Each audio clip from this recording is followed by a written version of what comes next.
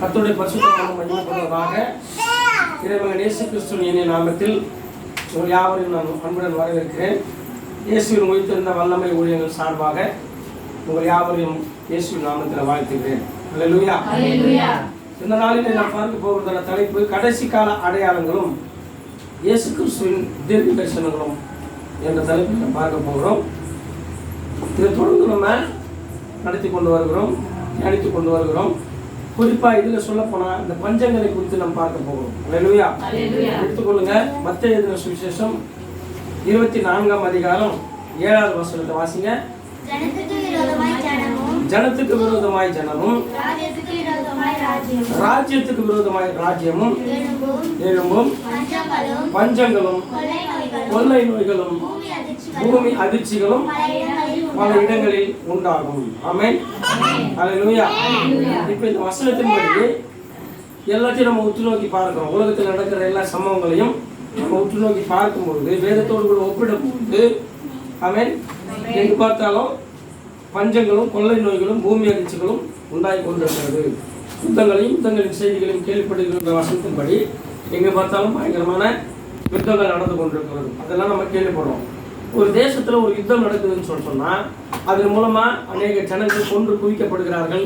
அநேக இயற்கை சீற்றங்கள் இப்படிலாம் நடக்குது. அப்போ அந்த யுத்தமும் இயற்கை சீற்றங்கள் நடந்து முடிஞ்ச பிறகு அந்த இதில் பஞ்சங்கள் உண்டாகும். ஆமென். அல்லேலூயா. பூமி அதிர்ச்சிகள்லாம் உண்டான பிறகு அந்த இலையில ஆட்டோமேட்டிக்காக பஞ்சங்கள் உண்டாகும். அப்போ பொருளாதார அத்தியாவசிய தேவைகள் எல்லாம் கிடைக்கக்கூடாத ஒரு பஞ்சங்கள் வருகிறது. உணவு பற்றாக்குறை, தண்ணீர் பற்றாக்குறை, மின்சார பற்றாக்குறை, இப்படிப்பட்ட பஞ்சங்கள் அதிகமாக தலைவி தாடுகிறதையும் நம்ம கேள்விப்படுகிறோம். அல்லேலூயா. நம்முடைய முன்னோர்களுடைய காலத்தில், ஆமென், அவர்கள் வாழ்ந்த காலகட்டத்தில் கூட அநேக தேசங்களில் அநேக பஞ்சங்கள் வந்ததுன்னு சொல்லி நம்ம பார்க்கிறோம். அல்லேலூயா. உதாரணத்துக்கு ஆதியாகமத்தோட புஸ்தகம் 41வது அதிகாரம் அதில் 54வது வசனத்தை ஒரு வாசிங்க. ஆதியாகமம் 41ஆம் அதிகாரம் அதில் 54வது வசனம்.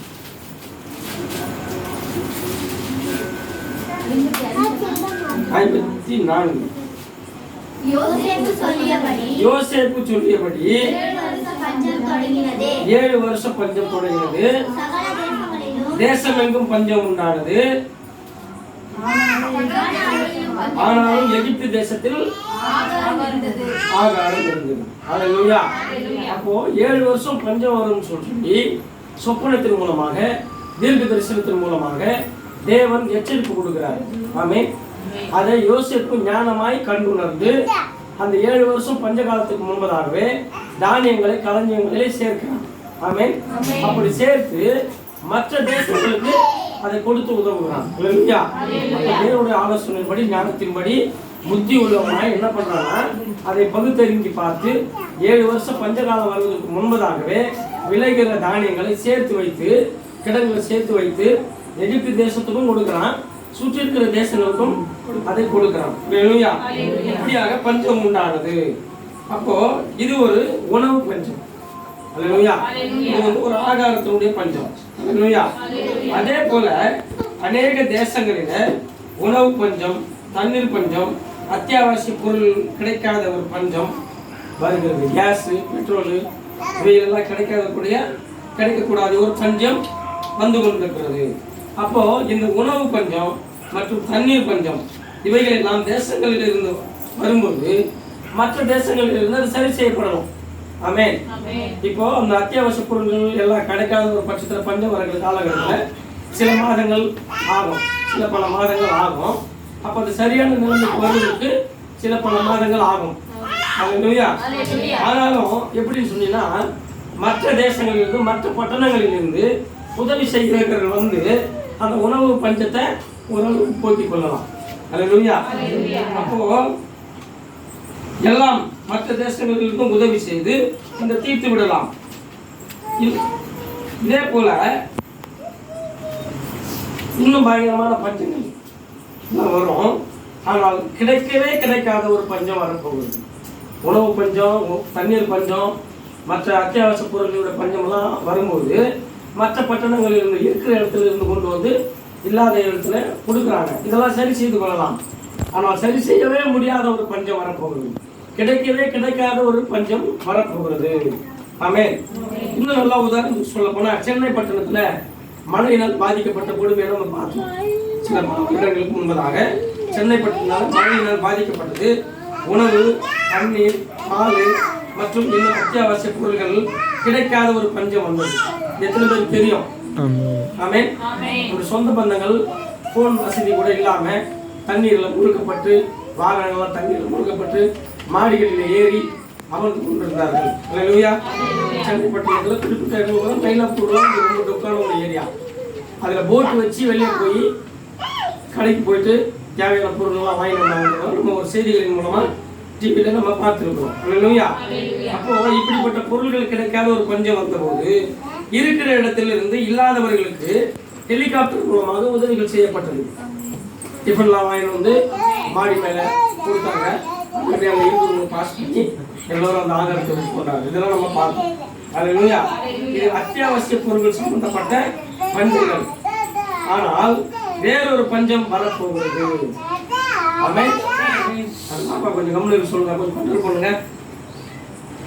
வேறொரு பஞ்சம் வரப்போகிறது. அப்போ ஆகார பஞ்சம் என்றால் ஒரு சாப்பாடு கொடுத்து பசியாற்றி அதை தீர்த்து விடலாம். அல்லேலூயா. தாகத்தால் உண்டாகும் தண்ணீரின் பஞ்சம் என்றால் ஒரு வாட்டர் கேன்ல ஒரு பாக்கெட்டோ வாட்டர் பாக்கெட்டோ வாங்கி கொடுத்து அந்த தாகத்தை தீர்த்து விடலாம். ஆமென். ஆனா வேத வசனம் கிடைக்காத ஒரு பஞ்சம் வரப்போகிறது. அல்லேலூயா. வேத வசனம் கிடைக்காத ஒரு பஞ்சம் வரும்போது வேதத்தை கொண்டு போய் கையில கொடுத்தா அதை வாங்கி நம்ம அக்கல்ல வச்சிருந்தாலும் ஒரு பிரயோஜனமும் கிடையாது. பரிசுத்த வேதாகமத்தை கொடுக்குறாங்க. நம்ம பஞ்சம் வரும்போது பரிசுத்த வேதாகமத்தை கொடுக்குறாங்கன்னு வச்சுக்கோங்களேன். பரிசுத்த வேதாகமம் கிடைக்காத ஒரு பஞ்சம் வரும்போது அப்ப எங்கிருந்து கொடுக்க முடியும்? ஆமென். அல்லேலூயா. அப்போ அதை கொண்டு போய் தலைமோட்டில் வச்சிருந்தாலும் ஒரு பிரயோஜனம் கிடையாது. அப்ப என்ன செய்யணும்? அந்த வேதாகமத்தை படிச்சு அதை தியானிச்சு அதை உள்வாங்கி இருதயம் என்னும் பலகையில எழுதி கொள்ள வேண்டும். அல்லேலூயா. பைபிளே கிடைக்காத ஒரு சமயம் வரும்போது கிறிஸ்தவர்களுக்கு உண்டான கொடுமைகள் வேதங்கள் சுட்டரிக்கப்படுவதற்கான சில கொடுமையான காரியங்கள் வரும்பொழுது ஏற்கனவே நம்ம படிச்சு தியானிச்சு இருதயம் என்னும் பலகையில எழுதி கொண்டு வைத்துக் கொண்டிருப்போம். ஆனால் கடைசி காலத்துல பரிசுத்த வேதாகமத்துல வார்த்தைகள் தான், வசனம் தான் நம்மளை காப்பாற்றும். அல்லேலூயா. அப்போ இந்த பஞ்சத்தை ஒருவராலும் தீர்க்க முடியாது. ஆமென். எனக்குள்ள இருக்கிற பரிசுத்த வேதாகமத்தை வச்சு என்ன மட்டும் தான் காப்பாற்றிக்க முடியும். அல்லேலூயா. உங்களுக்குள்ள இருக்கிற பரிசுத்த வேதாகமத்தை வேத வசனத்தை உங்களை வச்சு உங்களை தான் நம்ம காப்பாற்றிக் கொள்ள முடியும். மற்றவர்கள் அந்த நேரத்தில் சொல்ல முடியாத ஒரு சூழ்நிலைகள் வரலாம். ஆமென். சொன்னால் எதிர்ப்புகள் வரலாம். அப்படிப்பட்ட காலகட்டம்லாம் வரப்போகிறது. அல்லேலூயா.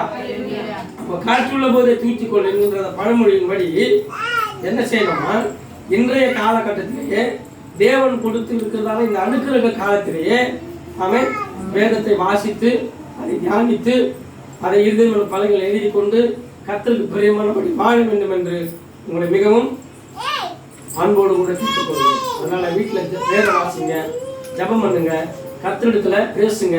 அவர் நம்மளுக்கு ஆலோசனை கொடுப்பாரு.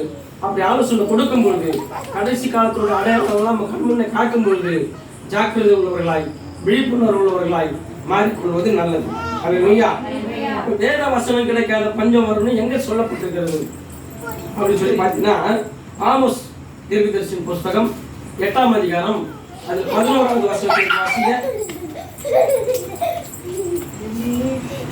ஆமோஸ் தீர்க்கதரிசியின் புஸ்தகம் 8ஆம் அதிகாரம் அதில் 11வது வசனம். இதோ நான் தேசத்தின் மேல் பஞ்சத்தை அனுப்பும் போது அப்படின்னு இருக்கும் பாருங்க.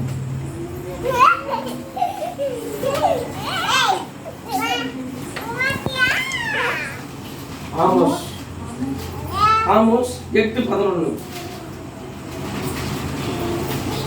8ஆம் அதிகாரம் அதுல 11வது வசனம். இதோ நான் தேசத்தின் மேல் பஞ்சத்தை அனுப்பும் நாட்கள் வரும். எல்லாரும் கவனிங்க. ஆகார குறைவினால் உண்டாகிய பஞ்சம் அல்ல, ஜலக்குறைவினால் உண்டாகிய தாகமும் அல்ல. என்னவா? கர்த்தருடைய வசனம் கேட்க கிடைக்காத பஞ்சத்தை அனுப்புவேன் என்று கர்த்தராகிய ஆண்டவர் சொல்லுகிறார். அப்போ கர்த்தருடைய வேத வசனம் கிடைக்கக்கூடாத பஞ்சம் வரும், கேட்கக்கூடாதபடிக்கு பஞ்சம் வரும் அப்படின்னு சொல்லப்பட்டிருக்கிறது. இப்போ இந்த வசனத்தின்படி பார்த்தோம்னா வேத வசனம் கிடைக்காத ஒரு பஞ்சமா? ஒரு கேள்வி வேணும்ல, வேத வசனம் கிடைக்காத பஞ்சம் எப்படி வரும்? இப்ப இருக்கிற காலகட்டத்தில் பார்த்தீங்கன்னா தெருவுக்கு சபைகள், எங்க பார்த்தாலும் புதிய புதிய பாஸ்டர்கள், போதகர்கள் திரும்பி இருக்கிறாங்க. ஆமென். இது 10ஆம் வருஷம் யூடியூப் சேனல்லாம் செய்திகளை அறிவிக்கிறாங்க, வேத வசனங்களை அறிவிக்கிறாங்க. ஃபேஸ்புக்ல எல்லாம் நம்ம வேத வசனங்களை எல்லாம் பார்க்கிறோம். இப்படி இருக்கும்போது கர்த்தருடைய வேத வசனம் கேட்கக்கூடாத பஞ்சம் எப்படி வரும்? ஒரு கேள்வி விரும்பல. ஆமென். அப்ப இதோட உண்மையான அர்த்தம் என்ன அப்படின்னு சொல்லி பார்க்கும்போது, வேத வசனம் கேட்க கிடைக்காத பஞ்சத்தை அனுப்புவேன். அப்பா சொல்லிட்டாரு. இதுல ஏதாவது மாற்றம் வருமா? அவர் சொன்ன தீர்க்கதரிசனங்கள் அப்படியே துரிதமாய் நிறைவேறி கொண்டிருக்கிறது.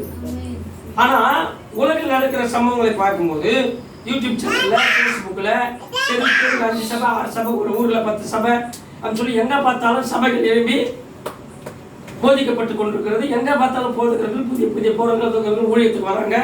10ஆம் வருஷம் யூடியூப் சேனல்ல எல்லாமே பரப்பப்பட்டு வருகிறது. இப்படி இருக்கும்போது வேத வசனம் கேட்க கிடைக்காத பஞ்சம் எப்படி வரும்? ஆமென். இது ஒரு ஆச்சரியமான ஒரு கேள்விதான். விஷயத்துக்கு வருவோம். சத்தியத்தை போதிப்பார்கள், ஆனால் சத்தியத்தின்படி போதிக்கப்படுகிறதா? இதுதான் இதுக்கு கேள்வி, ஒரு சொல்யூஷன். சத்தியத்தை போதிக்கிறவர்கள் சத்தியத்தின்படி போதிச்சா பஞ்சம் வராது. ஆனால் பஞ்சத்தை அனுப்புவேன், கேட்க கிடைக்காத பஞ்சத்தை அனுப்புவேன்னா சத்தியத்தின்படி அறிவிக்கிறவர்கள் இல்லை. ஆமென்.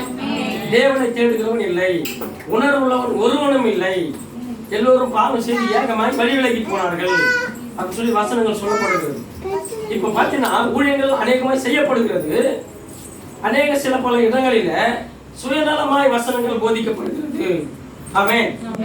தன்னுடைய சுயநலத்துக்காக, தன்னுடைய பொருளாதாரத்திற்காக சில காரியங்களை வஞ்சித்து ஏமாற்றி போதித்து, ஆமென், ஆத்துமாக்களை வஞ்சித்து வைத்துக் கொண்டிருக்கிற அநேக காரியங்கள் நடந்து கொண்டிருக்கிறது. யாரையும் குறை சொல்ல வரவில்லை, அது நமக்கு தேவையில்லாத வேலை. ஆனாலும் கர்த்தர் சொல்லுகிறார், வேத வசனம் கேட்க கிடைக்காத பஞ்சம் வரும். கேட்பாங்க, எல்லாம் கேட்பாங்க. ஆனா சத்தியத்தின்படி அறிவிக்கிறோமா, சத்தியத்தின்படி கேட்கிறோமா என்றதை பார்த்துதான் தெரியாது. உதாரணத்துக்கு நான் உங்களுக்கு சொல்ல முடிக்க விரும்புகிறேன். கொடுங்கள் அப்பொழுது உங்களுக்கு கொடுக்கப்படும். இது ஒரு வசனம். இதுக்கு 2 அர்த்தம் இருக்கு. அல்லேலூயா. கொடுங்கள் அப்பொழுது உங்களுக்கு கொடுக்கப்படும் என்கிற வசனத்தை காணிக்கையை கொண்டு வந்து கொடுங்க, தசம பாகத்தை கொண்டு வந்து கொடுங்க, வாங்குற சம்பளத்துல 10% கொண்டு வந்து கொடுங்க. நீங்கள் காணிக்கைகளை கொண்டு வந்து கர்த்தருடைய சமூகத்தில் கொடுத்தால் அம்பிக்கி குலுக்கி மடியில சரிந்து விடும்படி செய்வார், அளந்து போடுவார் இப்படிலாம் சொல்றாங்க. ஆமென். இப்ப இந்த காணிக்கையை கொடுக்கணும், அது கர்த்தருக்கு காணிக்கை செலுத்துகிற நல்ல விஷயம் தான். தசம பாகன்ற கான்செப்ட் வந்து வேற ஒரு கான்செப்ட். இப்போ இதுல பார்த்தீங்கன்னா அம்பிக்கி குலுக்கி மடியில சரிந்து விடும்படி கொடுப்பார் அப்படின்னா, நம்ம சம்பாதிக்கிறது கொஞ்சம் வச்சுக்க, அதுல ஒரு 10% நம்ம கர்த்தர் கொடுக்குறோம். கொடுக்குறது தப்புன்னு இல்லை, நம்ம தப்புன்னு சொல்ல வரல. கர்த்தர் ஆமிக்கு குளிக்கு மடியில சரிந்து விடும்படி கொடுத்தாருன்னா நம்ம ஐஸ்வர்யவான்களாகி விடுவோம். ஆனா வேதம் என்ன சொல்லுது தெரியுமா? ஐஸ்வர்யவான்கள் பரலோக ராஜ்யத்தில் பிரவேசிப்பது கடினம் என்று சொல்லப்படுகிறது. ஆமென். அப்ப தேவன் சொல்றது என்னன்னு கேட்டீங்கன்னா, கைகளின் பிரயாசத்தை நீ சாப்பிடுவாய், இதுதான் சத்தியம்.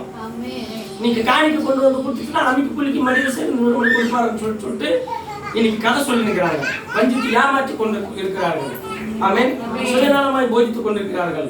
நீ கர்த்தரை வஞ்சிக்கிறீர்கள் என்று சொல்லி பயமுறுத்தி போதித்துக் கொண்டிருக்கிறார்கள். அல்லேலூயா. இது ஒரு அர்த்தம். இதே வசனத்தை கொடுங்கள் அப்பொழுது உங்களுக்கு கொடுக்கப்படும். இது உண்மையான அர்த்தம் என்ன அப்படின்னு சொல்லி பார்த்தீங்கன்னா, சுயநலமாய் போதிக்கிறவர்கள் போதிப்பார்கள், தேவ சித்தத்தை ஜனங்கள் அறிந்து கொண்டு விழிப்புணர்வு அடைந்து வளர்ந்து பெருகட்டும், ஆவியில் வளரட்டும், சத்தியத்தில் வளரட்டும் என்று சொல்கிறவர்கள் பண ஆசை இல்லாதவர்களாக போதிக்கிறவர்களும் உண்டு. கர்த்தர் அப்படிப்பட்டவர்களை ஆசீர்வதிப்பாராக. இப்ப 2வது ஒரு அர்த்தத்தை நான் சொல்றேன். கொடுங்கள் அப்பொழுது உங்களுக்கு கொடுக்கப்படும் அப்படின்னு சொன்னா, அவர் எது தெரியுமா கொடுங்கன்னு சொல்றாரு? உங்க உள்ளத்தை எங்க இடத்துல கொடுங்க. ஆமென். அந்த உள்ளத்தை நீங்க எங்க இடத்துல கொடுத்தீங்கன்னா நான் உள்ளத்துக்குள்ள வந்து அமர்ந்து ஆளுகை செய்து உன்னை பண்படுத்தி சீர்படுத்தி ஸ்திரப்படுத்தி நிலைநிறுத்தி வழி நடத்தி பக்குவப்படுத்தி பலப்படுத்தி நான் உனக்கு சகாயம் பண்ணுவேன், உனக்கு வரங்களை கொடுப்பேன், வல்லமைகளை கொடுப்பேன். ஆமென். பிசாசுகளை துரத்தக்கூடிய அதிகாரத்தை கொடுப்பேன் அப்படிதான் சொல்றாரு. இப்ப ரெண்டுகளை எது ஈஸி? கர்த்தரிடத்துல உன் உள்ளத்தை கொடுத்துச்சுன்னா அதுதான் கேட்கிறாரு. உன் பணத்தை கேட்கல, உங்க நகைய கேட்கல, உங்க பணத்தை கேட்கல, உங்க நகைய கேட்கல, உன் உடைய கேட்கல, உன் உள்ளத்தை கேட்கிறார். எல்லோரும் இயேசு கிட்ட வாங்க, உங்க இதயத்தை மறக்காம தாங்க. ஏன் அவர் இதயத்தை கேட்கிறாரு? ஆமென். நம்ம இருதயம் என்னும் சிங்காசனத்துல தேவனாகி கர்த்தர் தெய்வமாய் வீற்றிருந்து நம்மை ஆளுகை செய்யும் போது சந்தோஷத்தை கொடுப்பாரு, சமாதானத்தை கொடுப்பாரு, நிம்மதியை கொடுப்பாரு, ஆமென், கிருபையை கொடுப்பாரு, தாளந்துகளை கொடுப்பாரு, வரங்களையும் வல்லமைகளையும் கொடுப்பாரு, பிசாசுகளை துரத்தக்கூடிய அதிகாரத்தை கொடுப்பாரு. அதுக்காக ஒரு உள்ளத்தை கொடுங்கன்னு சொல்லிட்டு கேட்கிறாரு. இது சத்தியமா? இது சத்தியமா? நீங்கள் தசமபாகங்களையும் காணிக்கைகளை கொண்டு வந்து கொடுங்கன்றது சத்தியமா? ஆமென். அல்லேலூயா. முதல்ல ஒரு ரட்சிக்கப்படாத ஒரு மனுஷனை பார்த்து உன் உள்ளத்தை கர்த்தருக்கு கொடுன்னு சொல்றோம். 8 அடுப்புலயே காணிக்கை கொடுன்னு கேட்டா வரும் நான் சபைக்கு. நிறைய பேர் அதுக்காக சபைகளுக்கு வரப்படுறாங்க. அல்லேலூயா. முதல்ல உன் உள்ளத்தை கொடு, இயேசுவை சொந்த ரட்சகரை ஏற்றுக்கோ. ஆமென். அவர் உனக்கு வரங்களையும் வல்லமைகளையும் கொடுத்து உன்னை பயன்படுத்துவார். இதுதான் சத்தியம். அல்லேலூயா. இப்படிப்பட்ட உண்மையான சத்தியத்தை போதிக்காமல் சுயநலமாய் போதித்தால் பஞ்சம். வேத வசனம் கிடைக்காத பஞ்சம். சுயநலமாய் போதித்து ஆமென், தன்னுடைய இஷ்டத்துக்கு போதித்து, தன்னுடைய மன விருப்பத்தின்படி போதித்து, ஆமென், கள்ள உபதேசமாய் போதித்து அப்படியே போதித்து கொண்டிருந்தால் சத்தியம் எங்கிருந்து வெளிப்படும்? வசனம் கிடைக்காத பஞ்சம். சத்தியத்தின்படி கிடைக்காத பஞ்சத்தை அனுப்பும் நாட்கள் வரும் அப்படின்னு சொல்லிட்டாரு. இன்னும் நல்லா டீட்டெயிலா சொல்ல போனா பரிசுத்த வேதாகமத்துல ரகசிய வருகை கிடையாது. ஆமென். இதோட கான்செப்ட்ல வேற மாதிரி போகும். அகிரங்க வருகை தான், இயேசுவுக்கு 2வது வருகை தான் இருக்குது. ஆனா இன்னைக்கு நிறைய போதகங்கள் என்ன சொல்லப்படுதுன்னா ரகசிய வருகைன்னு சொல்லப்படுது. இன்னைக்கு நம்ம என்ன சத்தியத்தை வாசித்து கொண்டிருக்கிறோம்னா ஏசப்பா சொன்ன தீர்க்க தரிசனமான வார்த்தைகளை நம்ம தியானித்து கொண்டிருக்கோம். அப்ப என்ன சொன்னார் அப்படின்னா, என்னுடைய வருகைக்கும் சீசர்கள் கேட்கிறாங்க, உங்களுடைய வருகைக்கும் உலகத்தினோட முடிவுக்கும் அடையாளம் என்னன்னு கேட்டாங்க. அதுக்குரிய அடையாளங்களை தான் கர்த்தர் சொல்லிட்டு வராரு. இந்த அடையாளங்கள் துல்லியமா துரிதமா அங்கங்க நடந்து கொண்டிருக்கிறது. இதுல ரகசிய வருகை எங்க வரப்போகுது? உச்சகட்டத்தினுடைய விளிம்பில் இருக்கிறோம்ன்றத தெரியுது. வேத வசனங்களை அலசி ஆராய்ச்சி பார்க்கும்போது ஏசப்போட வருகை மிக மிக சமீபமா இருக்குதுன்றது தெரியுது.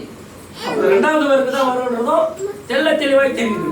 அப்ப சத்தியத்தின்படி அறிவிக்காமல் மாற்றி மாற்றி போதிச்சு ஜனங்களை வந்து தன் கட்டுக்கோப்புக்குள்ள வைத்துக் கொள்ள வேண்டும், பெருமைக்காக ஊழியம் செய்து, பணத்துக்காக ஊழியம் செய்து, பொருளாசைக்காக ஊழியம் செய்கிறவர்கள் சத்தியத்தின்படி போதிக்காமல் மறைத்து பேசி வஞ்சகமாய் போதிக்கிறபடினாலே ஏசப்பா இந்த வார்த்தையை சொல்லியிருக்கிறார். வேத வசனம் கிடைக்காத பஞ்சத்தை அனுப்பும் நாட்கள் வரும், வந்துருச்சு. எல்லா இடங்களிலும் நம்ம செய்திகளெல்லாம் கேட்கிறோம். ஆமென். ஆனா சத்தியத்தின்படி அறிவிக்கிறவர்கள் கொஞ்சம் பேர் தான் இருக்கிறாங்க. அப்பா வெளிப்படுத்தி கொண்டிருக்காங்க. அதனால நம்ம என்ன செய்யணும்னா, உன் உள்ளத்தை கர்த்தருக்கு கொடுத்து பரிசுத்தம் தருவாரு, சீர்படுத்தி ஸ்திரப்படுத்தி பலப்படுத்தி சமாதானத்தை தருவாரு, சந்தோஷத்தை தருவாரு, நிம்மதியை தருவாரு. ஆமென். வரங்களையும் வல்லமைகளையும் கொடுப்பாரு, பிசாசுகளை துரத்தக்கூடிய அதிகாரத்தையும் கொடுப்பாரு. இவைகளெல்லாம் பெற்றுக்கொண்டு தேவராஜ்யத்தின் சுவிசேஷத்தை மற்ற ஜனங்களுக்கு அறிவித்து உண்மையும் உத்தமம் உள்ள ஊழியக்காரனே என்ற அந்தஸ்தை பெற்று அவர் வரும்பொழுது குற்றமற்றவர்களாய் பரிசுத்தம் உள்ளவர்களாய் பயபக்தி உள்ளவர்களாய் இருப்போமானால் அவர் வந்து அவரோடு நம்மை அழைத்து செல்கிறார். அதனால மிகுந்த ஜாக்கிரதையோடு கூட இருந்து விழித்துக் கொள்ளுங்கள். ஆமென். ஒருவன் உங்களை வஞ்சாதபடிக்கு எச்சரிக்கையா இருக்கு. நிறைய காரியங்கள் சொல்லியிருக்கிறார். ஆமென்.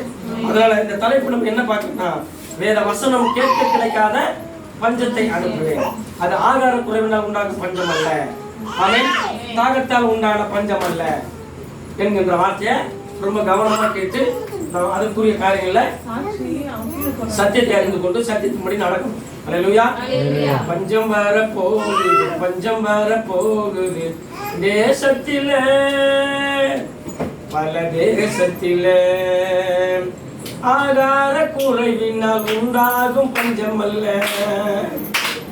தாகத்தால் உண்டாகும் தண்ணீரின் பஞ்சமல்ல. வேத வசனம் கிடைக்காத பஞ்சம் வருமே இந்த ஜனமே, வேத வசனம் கிடைக்காத பஞ்சம் வருமே இந்த ஜனமே.